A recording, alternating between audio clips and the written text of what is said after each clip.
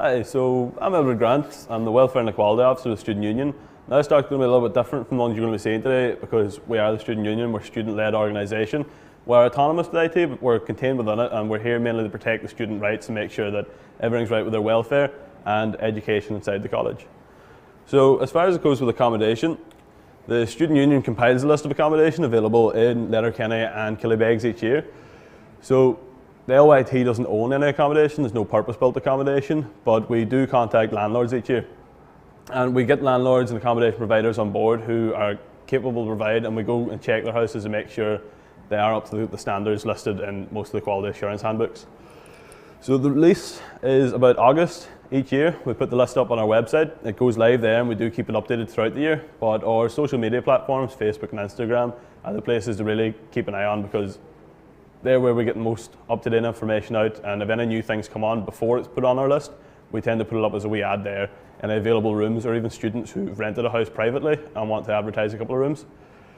Now, the Instagram is LYTSU, and the Facebook is Letterkenny Student Union.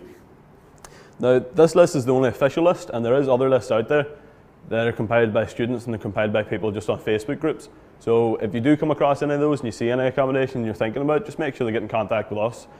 As we can provide a lot of services such as liaison with landlords on our list, but anything off our list, it's a little bit more difficult.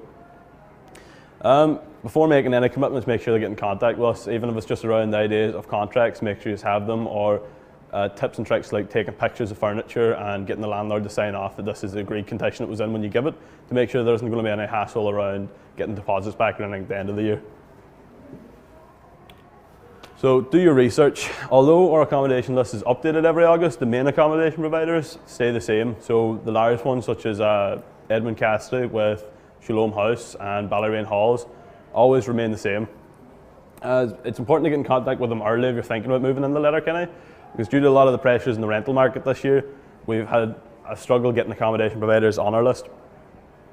The two that mainly tailor towards first years would be Walnut Grove, which is just out beside Tesco's, and Ballyrain Halls, which is just a 5-minute walk away from campus. These both advertise, and the landlords have asked us to get first years in, which means you'll be interacting with a lot more people around your peer group.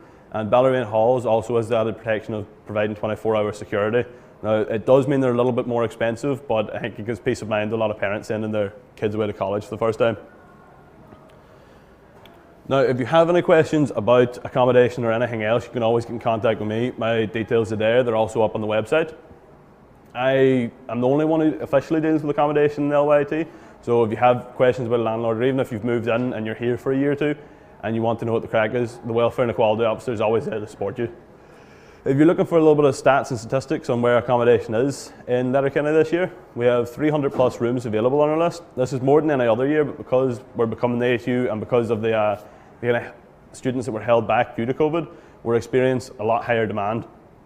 So at the start of the year, we did have issues getting people in rooms. We had special rates started out with hotels. We're hoping that doesn't become an issue again next year, but if it does, the issue will be there to try and accommodate. Of those 300, there's a mixture of digs, houses, and apartments. So an apartment is, as you all know, is just a room stacked up. There's houses which are completely private rented and there'll be room sharing. And then we've got digs, which is where you're staying with the actual landlord themselves. The cheapest on our accommodation is about €50 per week. For digs, the average is about €80 per week. And for houses and apartments, you're looking at anywhere from 100 to 150. Previously, we did cap this at 80, but just due to the pressures in the rental market and everything else going on, we had to do away with that policy. Now, if you have any more questions about student life or student engagement or anything else, you can always get in contact with Student Union. We liaison with different unions around Ireland, and if you're going anywhere across Ireland, make sure to get in touch with the Student Union before trying to book accommodation, as most of the time they've got a little bit more insight into where the students stay, because obviously we were students ourselves.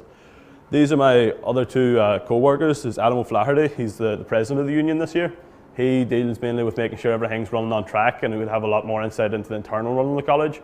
And we have Ian McDermott, he's our education and communications officer. He deals mainly with curriculum-based activities. If you have any more questions to do with nightlife in Letterkenny or safety concerns or anything else, you can always get in contact with myself, the Welfare and Equality Officer, and we can talk through everything to do with it. That's it. Perfect. Perfect.